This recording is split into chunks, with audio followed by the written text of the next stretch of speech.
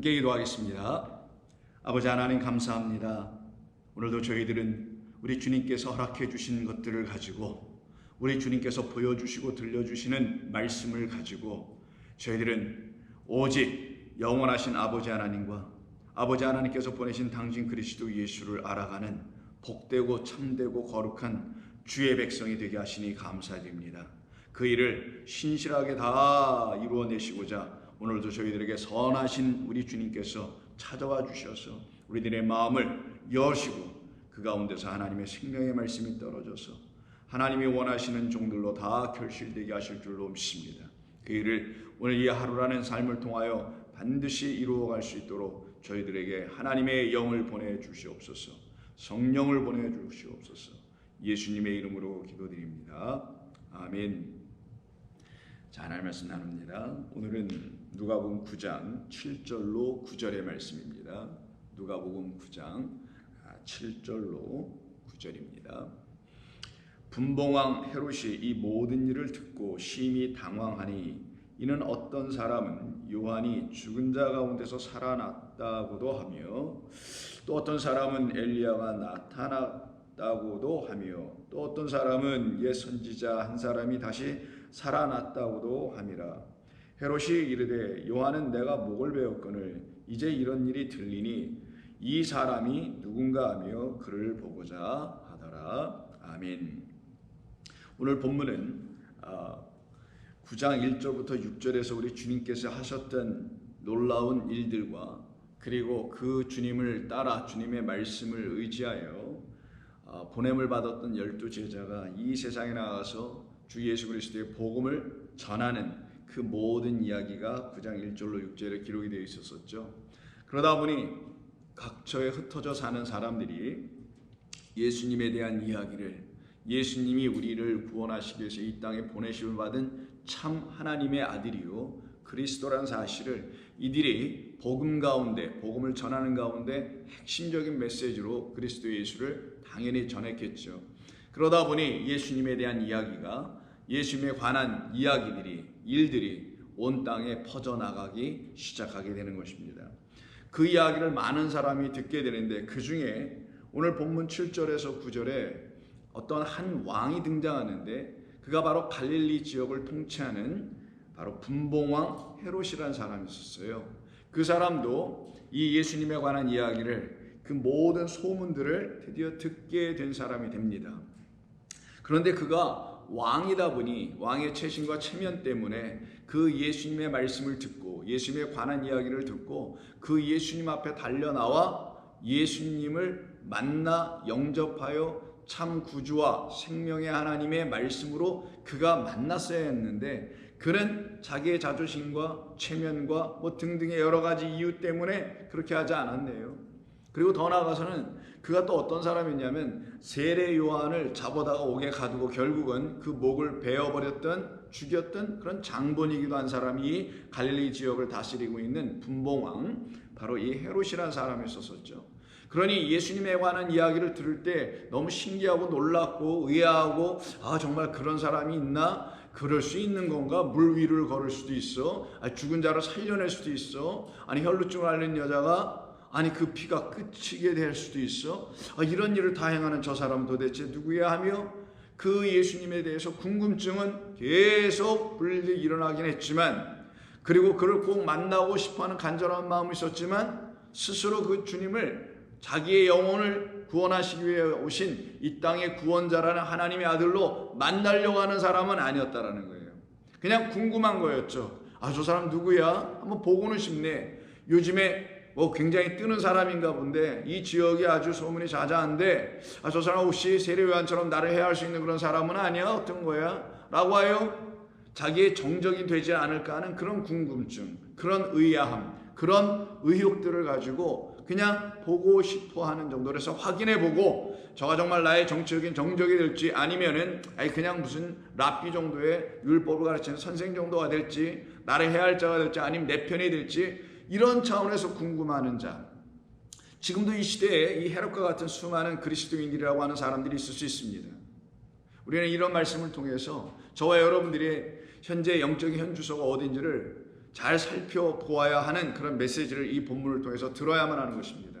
혹여 내가 이 분봉왕 헤롯처럼 예수님에 대한 궁금증만 갖고 있고 구원에 대한, 영생에 대한, 영원한 나라에 대한 궁금증은 있는데 정작 그것을 이루어 주시기 위해서 이 땅에 오신 그리스도 예수를 생명의 아들로 나를 구원하시기 위해서 나에게 찾아오신 분으로 만나내지 못한다면 그냥 소문에 근거한 믿음 생활, 그분에 관한 것만 가지고 듣고 있는 그런 믿음 생활에서 멈출 수밖에 없게 되는 것이고, 결국 그들은 주 예수 그리스도를 영접하지 못하게 됩니다.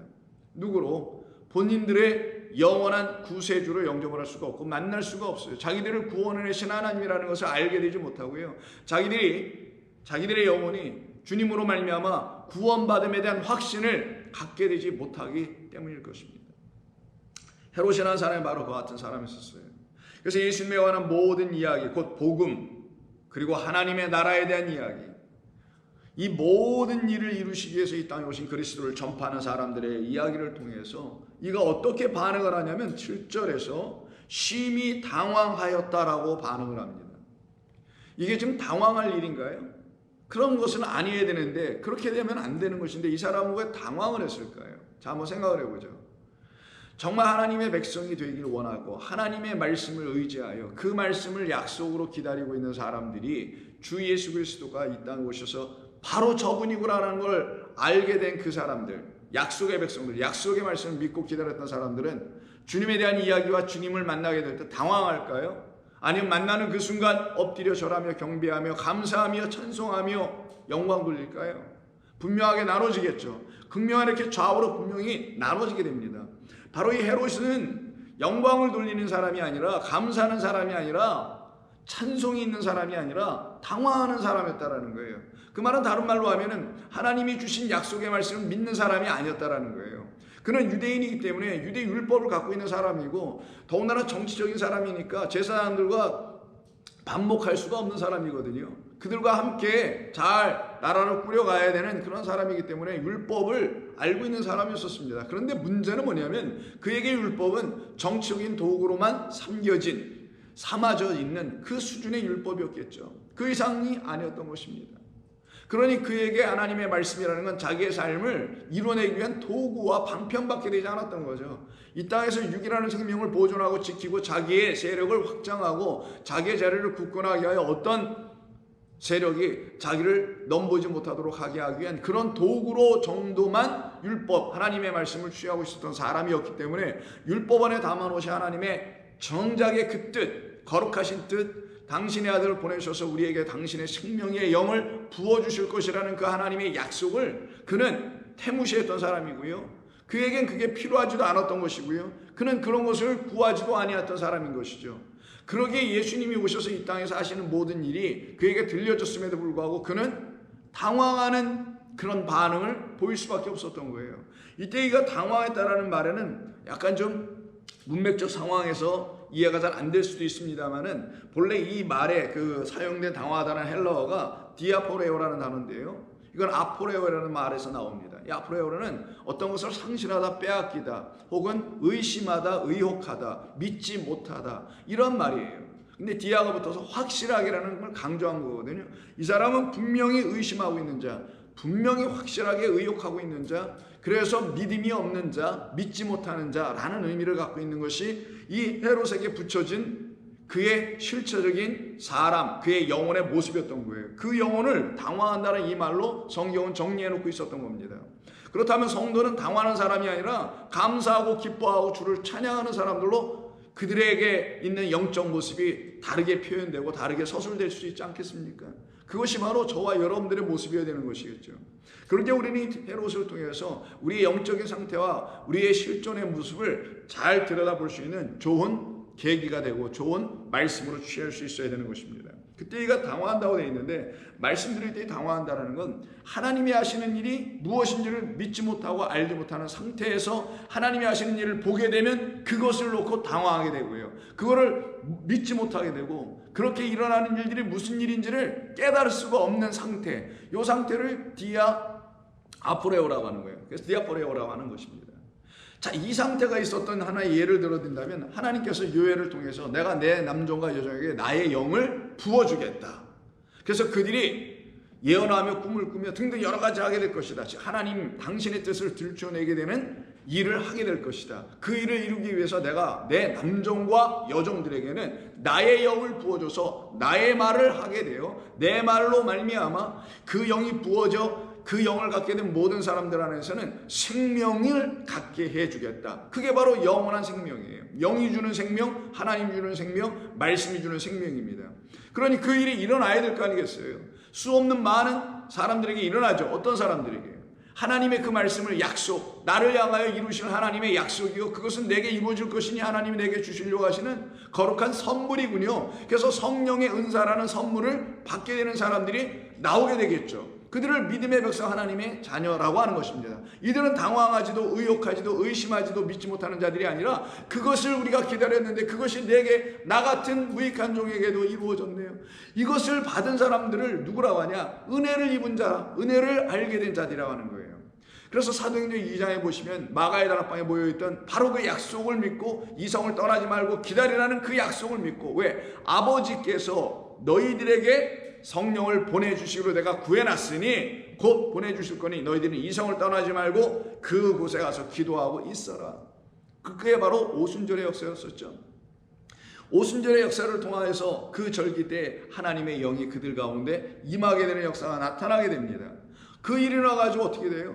놀라운 하나님의 축복 역사가 일어나게 되고 하나님의 놀라운 뜻들을 이 세상에 선포해내는 하나님의 영을 가진 남종과 여종들이 막 터져 나오게 됩니다. 그때 이 모습을 보고 있었던 사람들의 반응이 있어요. 여곳저곳에서 사람들이 순례자들이 사방천지에서 온 나라에서 왔지 않습니까? 그들이 알아들을 수 있는 각국의 언어로, 각 족속의 민족의 언어로다가 막 방언하면서 하나님의 크신 일과 그 뜻을 선포하게 됩니다. 그래서 우리가 다 우리의 각 언어로 하나님의 큰 일을 말함을 듣는도다 하고 다 놀라며, 근데 여기서 이제 이런 문제가 나와요. 다 놀라며, 그리고 뭐 하냐면 당황하더라는 거예요. 여기에서도 이들도 당황을 하네. 그래서 누가가 쓴 것이 사도행전이고 누가복음이잖아요. 그래서 누가복음에서만 이 디아포레오라는 말이 나오게 돼요. 다 놀라더라는 거예요. 그리고 다 당황하더라는 거예요. 이게 기쁨으로 놀란 게 아니라 이해할 수 없어서 놀랐다라는 거예요. 그게 무슨 일이야? 이렇게 몰라서 놀라는 거 있죠. 알아서 놀라는 건 기쁨으로 감당하고 깨닫고 받아들일 수 있을 만한 것을 의미하지만, 몰라서 놀라는 건 나에게 들어오지 않고 내가 이해하지 못하고 있다는 걸 말하는 거죠. 그리고 이들이 당황하더라는 거예요. 그래서 하는 말이 이게 어찌 된 일이야? 서로 이르기를 어찌 된 일이냐?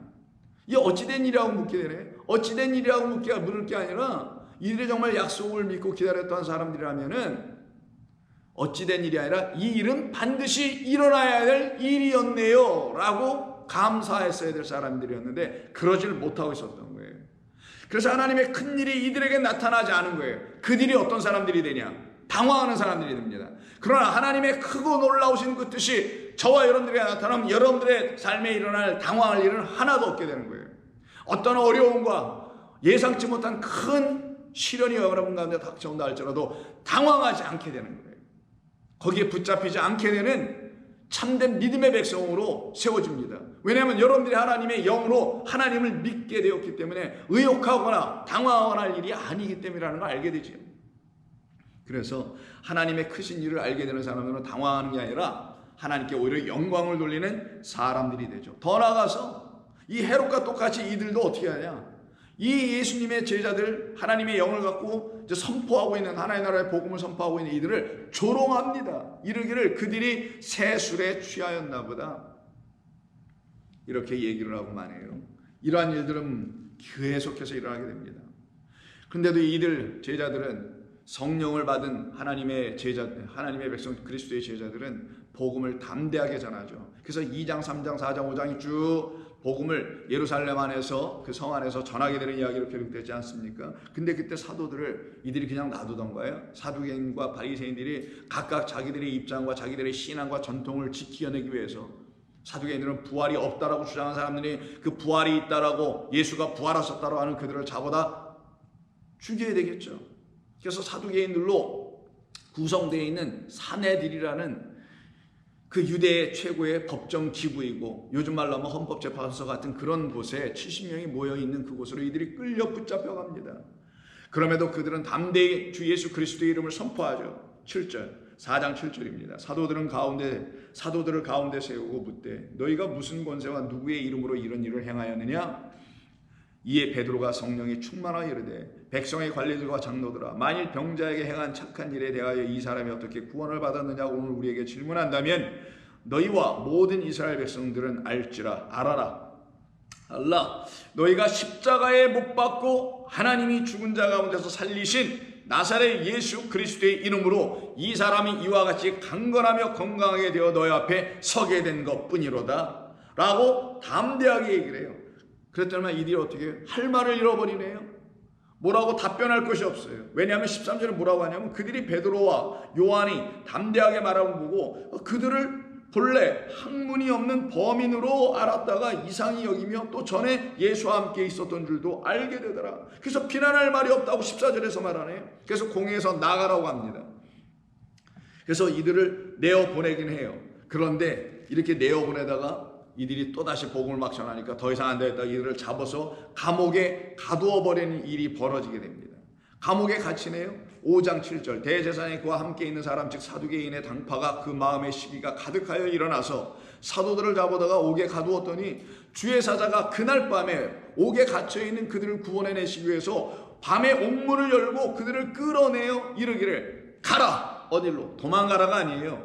성전으로 가라. 그리고 성전 한복판에 서서 이 생명의 말씀을 다 백성에게 말하라. 이 생명의 말씀으로 오신 그리스도 예수 하나님의 빛을 세상에 선포하라. 그리고 그들이 듣고 새벽에 성전에 들어가서 가르치더니 대제사장과 그와 함께 있는 모든 사람들이 와서 공회와 이스라엘의 족속의 원로들, 이게 70인 공회예요.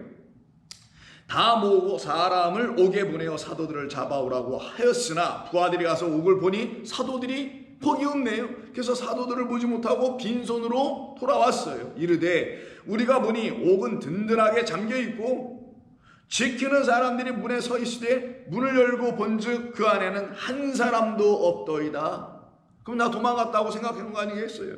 그런데 성전 맡은 자와 제사장들이 이 말을 듣고 의혹하여 이 일이 어찌 될까 하더니, 그럼 자기들이 잡아놓았던 그 제자들이 지금 다 사라져버렸으니 이게 어찌 된 거냐? 혹은 저희들에게 스파이가 있어서 옥문을 지키고 있는 간수들 중에 하나가 좀 다 열어준 거냐? 아니면은 어떻게 된 거냐?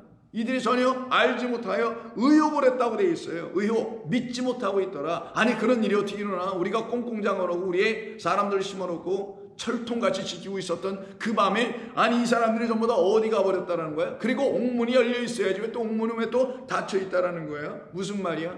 이들이 뭐예요? 의혹했다. 이게 바로 오늘 헤롯이 당황하다라는 말과 같은 말 디아포레오예요. 이게 뭐냐? 이들은 믿지 못하는 자들, 하나님의 행하시는 일이 무엇인지를 알지 못하는 자들, 이 그리스도의 백성들은 이 세상이 그들을 가두어 놓을 수 없다라는 사실을 모르고 있다는 사람들이에요. 세상이 감당할 수 있는 사람들이 아닌 사람들이 누구냐? 그리스도인이라는 거예요. 하나님의 영을 갖고 있는 하나님의 사람, 그리스도의 영이 없으면 그리스도의 사람이 아닌데 이들은 갖고 있으니 그리스도의 영을 갖고 있는 그리스도의 사람이니 그리스도의 영을 갖고 있지 못한 세상의 사람들이, 육의 사람들이 이들을 감당할 수가 없는 것이죠.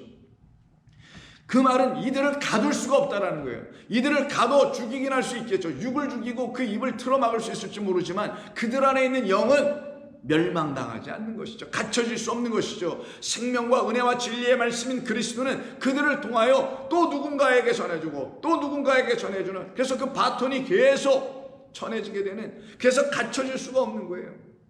그들을 세상이 말하는 법으로도 세상이 말하는 감옥의 철상 안으로 그들을 가둬놓을 수가 없음을 이 성경이 우리에게 가르치는 겁니다. 그래서 그들이 도망간 게 아니라 그들을 가둬놓고 있었던 그 성전 안으로 다시 들어가서 하나님의 말씀, 생명의 말씀을 전하게 됐던 것이죠. 그때 이들이 어떻게 하더라? 하나님이 행하시는 뜻이 무엇인지를 모르니 어떻게 해요? 의혹을 하죠. 그리고 25절에서 말합니다. 사람이 와서 알리되 보소서 그 옥에 갇혔던 그들이 도망간 게 아니라 성전에 서서 담대하게 백성을 지금 가르치고 있습니다.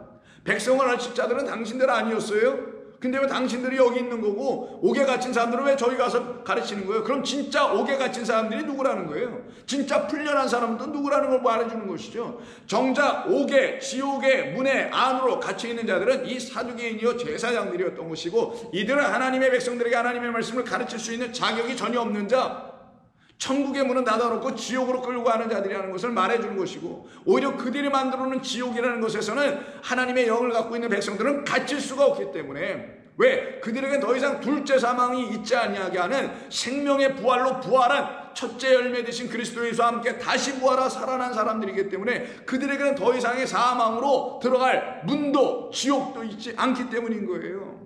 그래서 이들은 거기서 풀려났기 때문에 생명의 나라의 말씀을 담대하게 전할 수 있는 사람들이 되었으니, 옥에 갇힌 자들은 이들이요 제사장이요 사두개인들이고, 오히려 그 옥이라는 지옥에서 풀려나 생명의 나라 천국에 대한 복음을 전한 사람들은 그리스도의 영을 갖고 있는 제자들이었다는 걸 알려주려고 이들이 풀려나서 성전에 가서 정작 이들만이 가르칠 수 있는 하나님의 나라를 선포할 수 있는 그리스도 예수를 증거할 수 있는 자격을 갖춘 사람들이라고 오히려 이 본문이 가르쳐주고 있는 겁니다. 이때 성전 맡은 자들이 그 부하들과 함께 가서 그들을 또다시 잡아왔습니다. 그러나 강제로는 잡아오지 못하고, 그렇게 될 수밖에 없었던 이유는 백성들이 들고 있는 돌에 맞아 죽임을 당할까봐 두려워서 그렇더라는 거예요. 그래서 강제로 잡아가지 못하고 우리 함께 갑시다 해서 대제사장들에게 다시 끌고 가는 이야기가 뒤따라 나오죠. 그때 이들이, 베드로와 요한이, 다시 그 사도들이 이 대제사장 지옥문에 갇혀서 나오지 못하는 그들을 향하여 하나님의 나라의 말씀을 다시 선포하는데, 무엇을 선포하는지를 기록한 것이 28, 29절입니다. 이르되, 이 대사장들이 뭐라고 하냐면, 우리가 이 이름으로 사람을 가르치지 말라고 언금하였었지만 너희가 여전히 그 예수에 대해서 가르치고 예루살렘에 이 가르침이 가득하다 하니, 이 사람의 피를, 즉 예수의 피를 자기들이 십자가에서 죽였잖아요. 그 피를 우리에게 돌리고자 하느냐? 그럼 우리가 이렇게 잘못했다고 너희들이 지금 시인하고 인정하게 만들어 사람들을 선동하려고 하는 거냐? 그래서 우리가 이 자리에서 떠나 우리의 자리를 빼앗으려고 하는 것이냐? 이들은 날마다 그 자리, 헤롯도 그렇고 그런 것만 유지하려고 하는 사람들이었으니까 이 유괴 사람들이죠. 이게 바로 베드로와 사도들이 대답하여 이르되, 사람보다 하나님께 순종하는 것이 마땅하니라. 너희가 나무에 달아 죽인 예수를 우리 조상의 하나님이 살리시고 이스라엘에게 회개함과 죄사함을 주시려고 그를 오른손으로 높이사 임금과 구주로 삼으셨느니라. 우리는 이 일의 증인이요 하나님이 자기에게 순종하는 사람들에게는 당신의 영, 하나님의 영, 성령을 주신 것이니 사람들에게 주신 성령도 또한 그러하니라. 그 이들 모두는 정말 뭐겠어요? 여러분, 하나님의 말씀을 들고 있다는, 율법을 들고 있다는, 문자를, 조문을 갖고 있다는 그들, 절기와 모든 의식과 제도를 다 갖고 있다는 그들은 오히려 나무에 달려 죽임받은 그리스도 예수가 누구인지를 알지 못하는 안타까운 심령들이었다는 것이죠. 그들에게만 일어나는 역사가 당황하는 일, 그들에게 끊임없이 당황하는 일이 나타나요. 그들에게 끊임없이 의욕하는 일만, 의욕할 수밖에 없는, 의심할 수밖에 없는 마음들만 갖게 되는 겁니다. 그들이 바로 이들이었다라는 걸 본문이 전해주는 것이 이 헤롯이라는 사람을 통해서 계속 알려주고 있는 것이죠.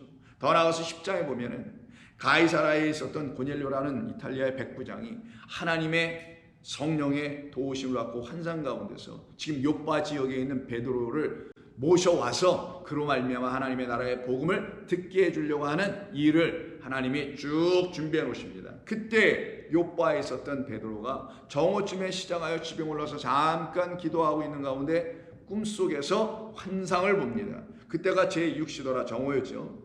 황홀한 중에 하늘이 열리며라는 10장 11절이 있어요. 하늘이 열리며 한 그릇이 내려오는 것을 보니 큰 보자기 같고 네 귀를 메어 땅에 들이웠더라. 그 안에는 땅에 있는 각종 네 발 가진 짐승과 기는 것과 공중에 하는 것들이 있더라.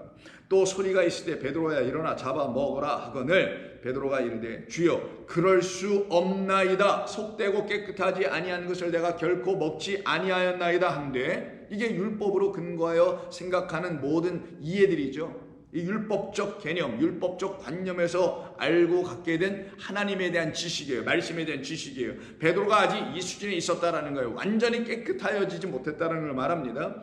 그래서 하나님께서 이를 온전케 하시려고 두 번째 소리를 다시 들려주십니다. 15절 또 두 번째 소리가 있을 때 하나님께서 깨끗하게 하신 것을 내가 속되다 하지 말라 하더라. 이런 일이 세 번까지 있은 후에 그 그릇이 하늘로 올려져 갑니다. 베드로가 본 바 환상이 무슨 뜻인지 속으로 의아해 하더니 라고 해요. 이 환상 가운데 본 이 하나님이 보여주신 이 환상의 뜻, 이것이 무엇을 의미하는지를 깨달아 알지 못하여 의아해했다고 합니다. 이게 바로 당황하다, 의혹하다라는 말 디아포레오예요. 그럼 베드로는 이 환상이 뜻이 무엇인지 알지 못했다라는 것이죠. 왜 그렇게 알지 못했을까요? 그것은 그에게 하나님의 영이 아직 완전히 그에게 다 임하지 않았기 때문인 거예요. 하나님의 영, 진리의 말씀인 그리스도께서 그에게 하나님의 말씀을 하나하나 단계별로 풀어져 가고 계시다는 과정에 있었다는 걸 말하기도 하는 겁니다. 한 번에 다 이루어지는 게 아니에요, 성도 여러분. 여러분에게도 하나님의 말씀이 차근차근 차서대로 질서 있게 하나하나 그 매듭이 마치 풀려듯이 싫다라 엉키 싫다라 하나가 풀려나갈 때 정성을 다하여 천천히 해나가는 애씀과 수고와 인내가 필요한 것처럼 소망을 갖고 있는 자는 그 소망이 인내를 이루게 하는 거예요. 곧 다 풀려지리라, 곧 다 깨달으리라, 곧 다 내 안에 하나님의 영이 충만하여 하나님의 말씀이 충만하여 모든 하나님이 행하시는 그 모든 일들을 바라보며 당황할 것이 아니라 감사하며 찬송하며 의혹하고 의심하는 것이 아니라 감사하며 그 뜻을 알아듣는 사람들로 바뀌게 된다는 거예요. 그 일을 누가 이루시냐? 성령께서 이루어 가시는 거예요. 그래서 성령께서 고넬료를 먼저 역사하신 거예요. 고넬료에게 찾아가신 거고, 두 번째로 성령께서 이 베드로에게 찾아오신 거예요. 그러니 하나님의 뜻이 무엇인지를 의아해하는 사람들이 바로 어떤 사람들이었느냐? 하나님이 행하시는, 하나님 말씀하신 것을 온전히 다 알지 못한 사람들에게 나타나는 현상이고 일이라는 거예요. 그럼 여기서 지금 다 잡아먹어라. 그럼 이스라엘 백성들에게 구약해 준 부정한 짐승과 정한 짐승만 먹게 돼 있고 부정한 짐승은 먹지 못하게 돼 있다라는 거잖아요. 이 말을 주신, 율법을 주신 그 뜻이 무엇인지 알지 못했다라는 거예요. 베드로가 하지. 그럼 무슨 뜻이에요? 하나님의 말씀을 거룩한 당신의 말씀으로 먹어야 한다는 걸 알려주려고 정한 짐승으로 구분하여 준 거고, 하나님의 말씀을 더럽고 깨끗하지 않은 말씀으로 먹지 말라고 가르쳐 주려고 부정한 짐승은 먹지 말라는 율법과 계율을 주신 것뿐이었던 거죠.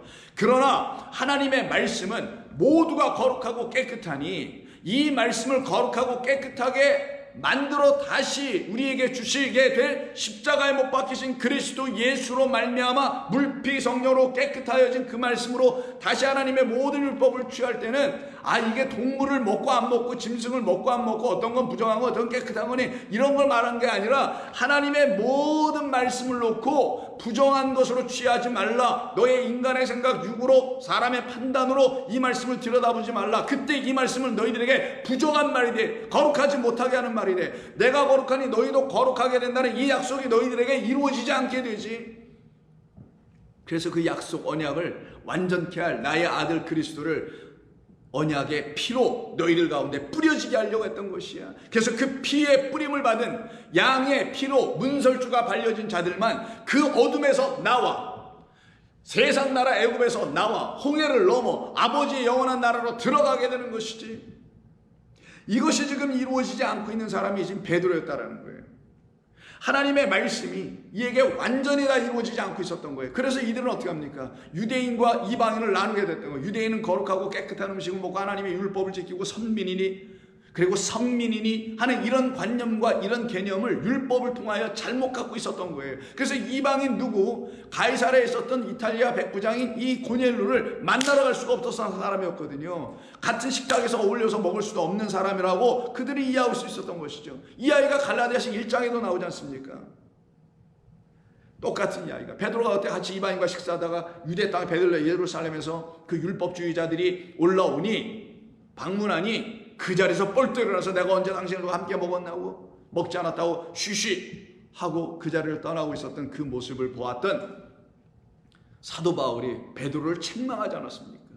하나님께서 고작 우리에게 그렇게 하라고 율법을 주신 것이냐? 하나님이 거룩한 이 말씀은 온 세상의 모든 사람들에게 주시려고 하는 하나님의 생명을 담은, 영을 담은 양식이다. 그럼 이 양식을 누구를 통해서 받아야 되냐? 그 양식을 내줄 수 있는 자, 그래서 양식을 관할하고 관장하고 맡은 자, 마치 요셉과 같은 양식을 맡은 자, 가문 가운데 기근 가운데 양식 없고 헐벗어 죽어가고 있는 자들에게 그 양식을 줄 자, 그리스도 예수만이 그 양식을 오병이어로 온전히 주실 때 그 하나님의 말씀을 누구든 다 먹고 거룩하여지고 하늘의 뜻을 깨달아 알게 돼요. 당황하거나 의혹하거나 의심하는 자의 삶이 완전히 끝나버리고 믿음이 있고 성령으로 충만하며 하나님의 은혜로 감동받으며 날마다 하나님의 뜻을 삶을 통하여 깨달아가는 믿음의 여정을 통하여 깨달아가서 그들의 여정 그 길이 헛된 길이 아니요 아버지의 나라로 가는 그 기름을 온전히 알게 된 그 사람들로 바뀌어지게 하는 것이다. 그래서 19절에서 베드로가 그 환상에 대해 생각할 때에 드디어 성령께서 그에게 말씀하시기를 이 두 사람 고넬료가 보낸 이 두 사람을 따라서 가이사랴로 쫓아가라. 가니까 어떤 일이 벌어집니까? 그때 가서 그 가운데 하나님의 성령의 불의 역사가 떨어지죠. 성령이 강하게 그들 한 사람 한 사람 가운데 마치 오순절 마가의 다락방에서 임하였던 것처럼 이들 가운데도 기름 붓듯 부어주시는 역사가 나타나네요. 38절에 하나님이 나사렛 예수에게 성령과 능력을 기름 붓듯 하였으며 그가 두루 다니시며 선한 일을 행하시고 마귀에 눌린 모든 사람을 고치셨으니 그럼 이 일이 지금 이 고넬료의 집에 모여있는 이 모든 사람에게도 일어날 거 아니겠어요? 그 모든 사람에게 일어나게 하시는 그 주인이 누구라고요? 나무에 십자가에 달리신 그분인 거예요. 십자가에 달리신 그분을 온전히 만나내지 못하고 있는 사람이 오늘 본문에서 헤롯이라는 그 분봉왕이었고 수많은 제사장들이었고 이 땅에 이름만 홀만 갖고 있을 수 있을 그리스도인 사람이라는 것을 우리가 놓쳐서는 안 되는 거예요. 세상 사람 아예 그 그리스도를 인정하지 않으니까 그렇다 치고 거기는 볼 것도 없고. 그래서 39절에서 뭐라고 하냐면은 우리는 유대인의 땅과 예루살렘에서 그가 행하신 모든 일의 증인이라 그들이 나무에 달아 죽였으나 하나님이 사흘 만에 다시 살려내어 주셨지 않더냐. 이 그리스도에 대해서 복음을 다시 쭉 증거합니다. 그때 45절 보니까 베드로와 함께 온 할례 받은 신자들이 이방인들에게도 성령 부어주심으로 말미암아 전부 다 놀라더라. 왜요? 베드로가 말을 하고 있는데 9의 44절 보니까 성령이 모든 그 말씀을 듣는 그 모든 사람들에게 한 사람 한 사람 다 임하고 있는 거예요. 그 성령으로 방언해 성령으로 세례를 받아 성령으로 세례 받으니 물로 세례 받아야 된다는 사실이 그들에게 이루어지고 있는 것이죠. 그래서 이들이 다 물로 세례까지 다 받게 되면 물과 성령으로 다시 거듭나 하나님의 나라를 보고 하나님의 나라로 들어가는 백성들로 세워지네요. 그래서 베드로에게 남아있었던 그 의혹, 믿음 없음, 믿지 못함, 그리고 이 당황하고 황당하게 이게 무슨 뜻이야? 이 환상이 뭐야? 라고 했었던 그의 삶이 여기서 딱 끝나면서 드디어 이가 사도로서 온전히 하나님의 말씀을 증거할 수 있는 사람으로 세워져 가게 됐던 것입니다. 그런데 오늘 본문 9장 7절 이하 9절을 보면은 이 사람 헤롯은 심히 당황합니다. 당황해서는 뭐라고 하냐? 이 사람이 도대체 누구야? 이 예수라는 사람이 도대체 누구야? 내가 분명히 요한을 죽였는데 요한이 그럼 죽은 자 가운데 다시 살아난 그 또 다른 요한이야? 요한 같은 그런 존재야? 그래서 요한이라고도 생각해보고 8절에서는 어떤 사람들은 이 헤롯 왕에게 말하기를 엘리야인 것 같아 보여요. 엘리야가 나타난 것 같습니다. 어떤 사람은 옛 선지자 중에 한 사람은 살아났다고도 합니다. 근데 아무리 헤롯이 들어봐도 그런 건 아닌 것 같거든요. 그래서 헤롯이 9절에서 야, 내가 이미 그 요한은 내가 스스로 목을 베어 죽였지 않더냐. 그러면 이제 이와 같은 일이 계속 그럼에도 불구하고 들려오니 요한은 끝나고 떠났는데 장사 지내고 끝냈는데 이런 얘기가 계속 들려오니 이 사람은 누구냐 그럼? 요한이 아니야? 그럼 요한과 같은 일을 하지 않을 것이며 엘리야가 아니야? 그럼 엘리야 같은 일을 하지 않을 것이며 선지자 중에 한 사람이야? 그럼 선지자 중에 한 사람 같은 일을 하지 않을 것이다. 그래서 여러분 우리가 지난번에 말씀을 나눴던 것처럼 7장 24절 이하에서 요한에 대한 이야기를 쭉 하잖아. 예수님께서 요한을 왜 보러 나가는 거냐? 갈대로 보러 가는 건 아니지 선지자를 보러 나간 것이지. 근데 요한을 보러 나갔던 궁극적인 이유가 무엇이냐? 바로 다름이 아니라 말라기서를 통해서 인용해 줬던 그거 말 그대로 내 사자를 내 앞에 보내놓을 때 그때 사자 보라 그랬어요. 정작 만나야 될 사자는 언약을 완전케 하고 완성하기 위한 하나님의 언약의 말씀을 다 이루기로 이 땅에 오신 언약의 피로 언약의 떡으로 이 땅에 보냄을 받고 오신 언약의 사자들을 그 선지자들을 통하여 만나러 하는 것이 너희가 광야라는 생명의 떡이 있고 말씀이 살아있는 그곳으로 나가야 될 이유 아니었더냐? 이걸 지금 7장에서 말씀하신 것 아니었냐고요. 근데 이들에게는 이와 같은 일이 아직도 일어나고 있지 않았던 것이죠. 그때 9절에서 그러면 이 사람 예수는 누구냐? 이 사람이 누군가 하여 그를 보고자 하였더라. 굉장히 궁금했다라는 거죠. 도대체 누구야 저 사람? 분명히 내가 죽인 걸로 알고 있는데 안 죽은 거야? 어떻게 된 거야? 그래서 결국 어떻게 합니까? 예수님이 나무에 달려 죽음을 당하시게 되는 십자가로 끌려가시게 되는 역사가 일어나게 되죠. 그게 바로 우리 주님에게 있는 사흘 길을 완성하시는 일 아니겠어요? 우리를 위한 그 길을 예비하시고 다 이루시는 일이시죠. 그때 빌라도에게 끌려가십니다. 대제사장들의 손에 의해서 그 빌라도에게 끌려갔습니다. 고발을 말도 안 되는 것으로 막 당하적에 기록된 것이 같은 누가복음 23장입니다. 1절 무리가 다 일어나 예수를 빌라도에게 끌고 가서 고발하여 이르기를 우리가 이 사람을 보매 우리 백성을 미혹하고 가이사에게 세금 바치는 것을 금하며 자칭 왕 그리스도라고 하더이다 하니 빌라도가 예수에게 물어 이르기를 내가 유대인의 왕이냐 대답하여 이르시기를 네 말이 옳도다. 그러니 어떻게 하겠어요? 봐라 저가 저렇게 말하지 않느냐. 자칭 왕이라고 하지 않더냐. 자기가 그리스도라고 하지 않더냐. 그런데 아무리 생각해봐도 빌라도가 봐도 이 사람이 형사처벌을 받을 만한 그런 어떤 범죄를 저지르진 않았거든요. 보면 유대 율법에 관한 이야기만 하고 있는 것뿐이에요. 그렇다고 그가 스스로 무슨 왕권을 행사하고 그가 왕이라면 군대라도 좀 있어야 되고 뭐 이래야 되는데 아무것도 없어. 그래서 아무리 생각해도 저는 뭐 시저 그 황제를 해야 할 만한 뭐 반역자도 아닌 것 같고 뭐 반역을 지금 이루는 사람도 아닌 것 같고 그래서 형사법으로 보니 아무것도 문제가 되지 않고 오직 그 이스라엘 백성들이 갖고 있다는 유대 율법에 근거한 민사적인 문제일 뿐이어서 자기가 이 사람을 어떻게 재판할 이유가 아무것도 없다고 생각하여 빌라도가 이 모든 말을 듣고는 6절에서 뭐냐면 그가 갈릴리 사람이냐? 라고 물으니 맞다라고 대답을 해요. 그럼 마침 이때 유월절을 지키려고 저 갈릴리 지역을 통치하는 그 분봉왕 헤롯이 여기 내려온 줄을 내가 알고 있으니 예루살렘에 왔다는 얘기를 들었으니 그럼 그 사람에게 보내라. 그 사람의 관할 지역에 있는 사람 아니야. 이 사람이 예수는 거기에 속한 사람 그쪽 고향 아니냐? 그럼 그 사람한테 보내야죠. 그래서 예수님을 빌라도가 헤롯에게 보냅니다. 어떤 헤롯? 그렇게 보고 싶어 했던 헤롯. 그 예수님 한번 보려고 했던 헤롯. 그러나 정작 하나님이 보내시기로 한 그 그리스도로 보기를 원했더라면 이 지경에서 만날 사람이 아니었겠죠. 이미 주님 앞으로 달려와서 그 발치에 엎드리는 회당장 야이와 같은 사람이 됐었어야 될 거 아니겠어요? 생명 없으면 하고 생명을 달라고 구걸하고 애원해야 될 사람은 아니었겠냐고요. 근데 이가 그렇게 한 사람이 아니었잖아요. 그래서 어떻게 합니까?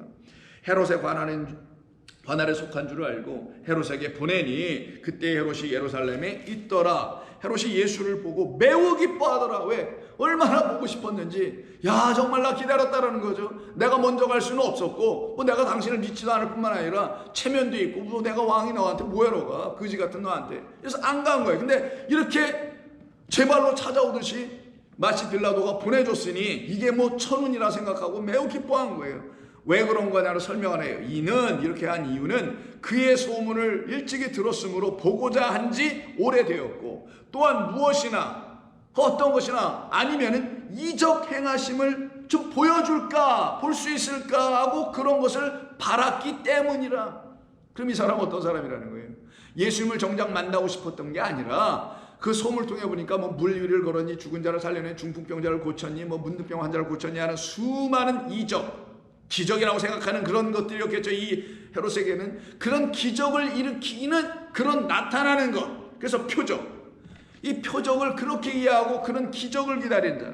어떤 마술과 같은 것을 구하고 기다렸던 사람인 거죠. 그래서 그런 걸 보면 아유 그래 나도 봤네. 저 사람 소문 그대로 정말 대단한 사람이네. 뭐 좀 하는 사람이네. 기적을 행하는 정도의 사람으로. 그래서 그 말이 사실이고 거짓이 아니었구나라는 걸 좀 확인하고 싶은 마음 정도로.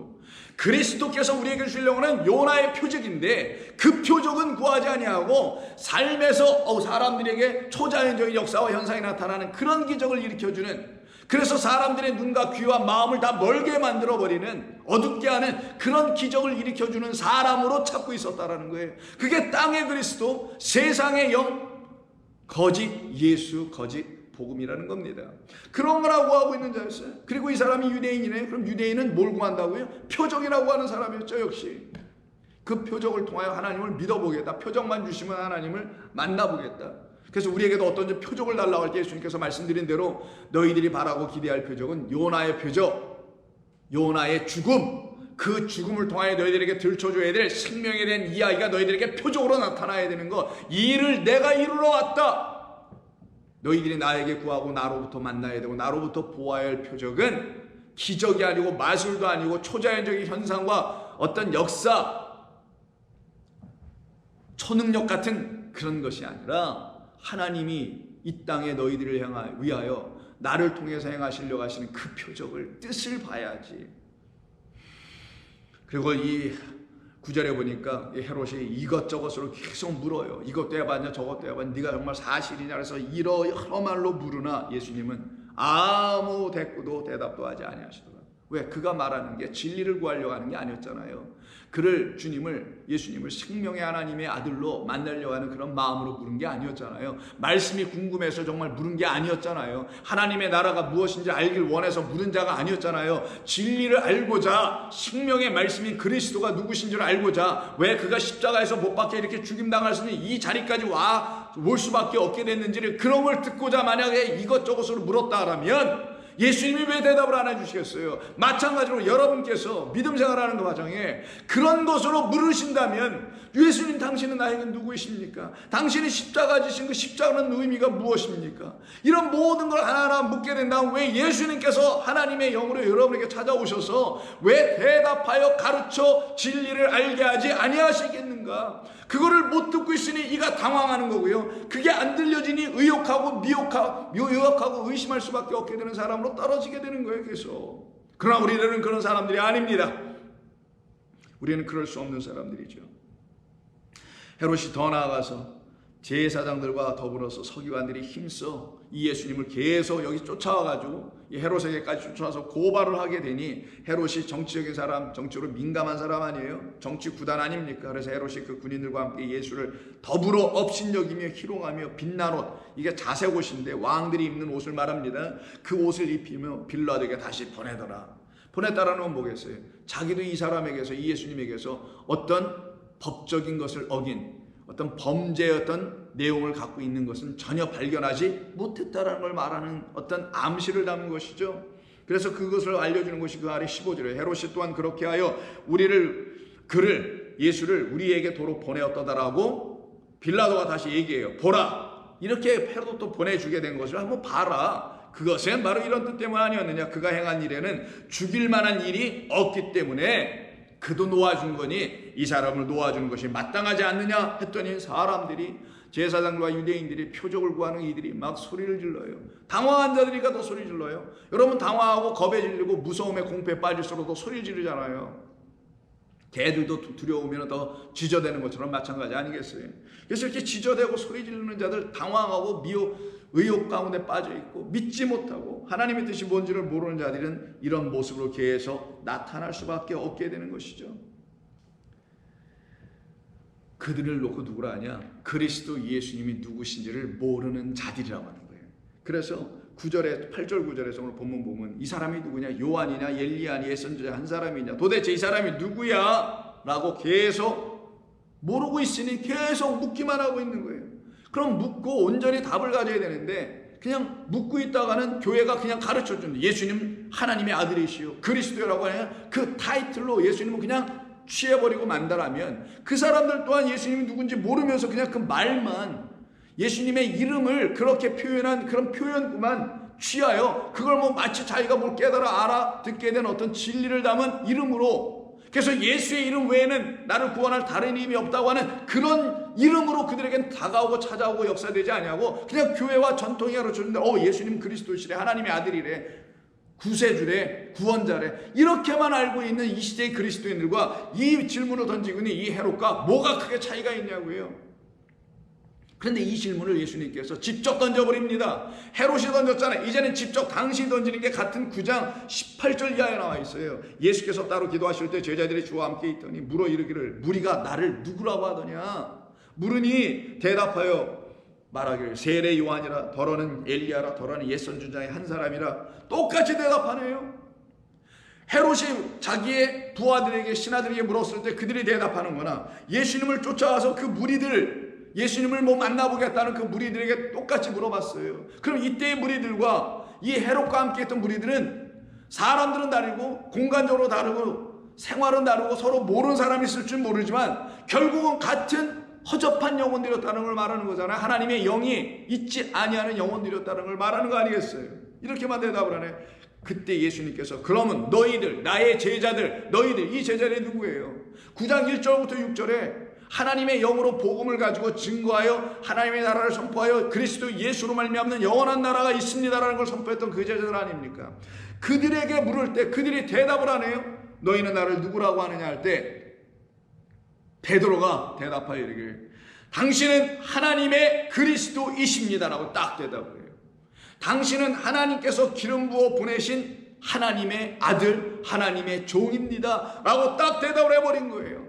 그러면 하나님의 기름 부음 받고 온 분은 그 기름 부음 받고 온 그 기름은 성령, 그 성령을 우리에게 부어주실 분이라는 거잖아요. 그 일을 위하여 이 땅에 오셨다는 게 하나님의 그리스도라는 뜻이에요. 여러분 여기는 분명히 깨달아 알으셔야 되는 거예요. 교회가 그냥 예수님은 그리스도십니다라는 이런 문구로 예수님을 이해하는 게 아니라 그분이 그리스도라는 말이 뭔지 알아야 되는 거예요. 하나님의 그리스도, 하나님의 영, 기름 부음을 받고 오신 분. 그래서 하나님께서 나사렛 예수에게 성령을 기름 붓듯 하였다고 베드로가 4장 5장 사도행전에서 말했던 이유가 그거예요. 그에게는 하나님의 영이 기름 붓듯 부어져 있다는 거예요. 그 기름 부어진 그의 안에 있는 하나님의 영을 그럼 우리에게 주시러 오셨다는 거잖아요. 그리스도 예수를 주러 오신 게 아니라 예수님 우리에게 주시려고 온 게 아니라 그 안에 있는 그리스도라는 하나님의 영을 우리에게 주시러 오셨다는 게 그리스도라는 이름의 뜻인 거예요. 그래서 그 영을 주시는 자가 그리스도가 되는 거예요. 하나님이 보내신 그 그리스도, 하나님의 그리스도가 되는 거예요. 그럼 예수님께서 이 땅에 오셔서 그런 그리스도라는 하나님의 영을 우리에게 부어주셨는가? 그래서 우리 안에 영이라는 하나님의 영이라는 그리스도가 있게 하신 분인가? 그게 확인돼야 돼요. 확인된 사람들 하나님의 백성 성도라고 하는 거예요. 그게 바로 내 남종과 여종에 내 영을 부어준다는 약속이 이루어지는 것을 말하기도 하는 것입니다. 그들이 누구인가? 그들에게는 어떤 일이 벌어지는 건가? 바로 그 영을 주시는 분을 통해서 되게 되는 건데 그 영은 예수께서 주시니 어떻게 주셨어요? 십자가에서 나무에 달려 죽으심으로 물피라는 걸 흘려주심으로 그게 생명이에요. 근데 그 생명은 육의 생명을 상징적으로 보여주는 것에 불과하지만 진짜 그가 우리에게 주려고 하는 건 영이었다. 그래서 물과 피와 성령 이 셋의 합은 하나다. 이 모두는 다 하나다. 이때 성령은 진리를 가르치는 영이다. 그것을 주시는 분을 누구라 하느냐? 그리스도라고 하시고 그 그리스도를 알려주시려고 오신 분이 예수라는 그 겉의 모양의 하나님의 형상이셨다. 그런데 빌라도는 혹은 헤롯은 거기에 대한 관심이 없고요. 이 무리들도 관심이 없어요. 근데 누가 이렇게 한다고요? 오직 그리스도의 열둘이 된 그 제자들만 하는 거예요. 7천인 그 하나님의 백성, 14만 4천인 하나님의 백성들만 하는 거예요. 거짓된 표를 받지 아니하고 그리스도라는 하나님의 표, 요나의 표를 딱 갖고 있는 그들에게만 이루어지는 겁니다. 그럼 이들이 이게 어떻게 된 건가? 제사장들은 하나님의 말씀 율법을 갖고 있었음에도 불구하고 스스로 지옥이라는 것에 갇혀서 지옥의 말을 권세를 가지고 선포하는 자들이었으나 하나님의 백성 제자들은 거기에서 풀려나 옥문에서 나와 하나님의 생명의 영의 말씀을 선포하는 자들이었다고 제가 말씀을 드렸죠. 그게 어떻게 일어난 거냐고요. 왜 베드로에게는 환상 가운데서 그 하늘에 있는 하늘에서 내려오는 보자기에 묶여있는 더러운 짐승들을 잡아먹으라 하시는 하나님의 뜻을 알아듣지 못했던 이유가 무엇이었냐고요. 그 모두가 다 하나님께서 보내신 그리스도 예수로 말미암아 그가 우리에게 선포해 주신 하나님의 말씀을 들어보니 하나님의 영을 통하여 우리의 마음에 깨닫게 되는 게 시작되는데 그게 뭐냐? 하나님의 말씀을 이제 알아듣기 시작하는 이 모든 말씀을 알아듣기 시작하는 이걸 내 것으로 먹기 시작해. 취하기 시작해. 내 안으로 갖기 시작해. 내 영혼 안으로 갖게 돼. 그럼 내 영혼 안에서 이 말씀은 어떤 것이 되냐? 영, 살아있는 말씀이 되기 시작하는 거예요. 이걸 생명의 말씀이라고 하는 거예요. 그 일을 이루어 주시려고 우리 주님께서 오병이어의 표적을 행하신 거예요. 그래서 오병이의 표적을 통하여 하나님의 모든 말씀이 당신으로 말미암아 완전히 풀려지게 된다. 그의 오른손에 있는 것을 우리 주님께서 받으셔서 하나님의 손에 있는 걸 받으셔서 그 두루마리를 하나하나 인을 떼어주시는 그리스도로 말미암아 하나님의 말씀이라는 이 법, 율법을 거룩한 생명을 주시는 양식으로 먹게 해주시는 그리스도로 말미암지 않고는 이와 같은 고백이 나오지 않게 되고 그가 누군지 알 수가 없게 되는 거예요. 그래서 9장 7절부터 9절이 지금 우리가 다루는 본문이지만 이 가운데서 질문했던 이 사람이 누구냐라는 질문을 다시 예수님께서 제자들에게 18절에서 또 물으셨잖아요. 그 사이에 낀 거 10절부터 17절이 오병이의 표적이 나오는 겁니다. 저와 여러분이 하나님께서 우리에게 정작 주시려고 하셨던 하나님의 영이라는 그 말씀을 영을 담은 생명을 담은 말씀을 그리스도로 말미암아 갖게 해주시는 역사가 일어날 때야만이 우리는 그가 생명임을 알게 되는 겁니다. 그래서 오병이어가 연결되는 거예요. 그것은 계속해서 내일 또 나누도록 하겠습니다. 하나님 고맙습니다. 오늘도 저희들은 헛되게 살 수 없는 자들입니다. 주께서 그렇게 불러주시지 아니하였기 때문입니다. 주의 거룩한 뜻을 알고 그 안에서 살아가야 할, 그래서 살아난 기름 부음을 받으신 성령으로 이 땅에 오신 그리스도 예수로 말미암아 우리도 같은 성령으로 살아가게 하시는 줄로 믿고 감사드리오며, 그래서 저희들은 이제 더 이상 당황하거나 미혹하거나 혹은 의욕하거나 의심하는 자들이 아니요, 평강 가운데서 평안한 가운데서 하나님의 주시는 모든 말씀들을 온전히 깨달아 생명으로 취할 수 있는 하나님의 기뻐하시는 거룩한 찬송의 백성들 된 줄로 믿습니다. 오늘도 그와 같은 날이 되게 하실 줄로 믿고 예수님의 이름으로 기도드립니다. 아멘.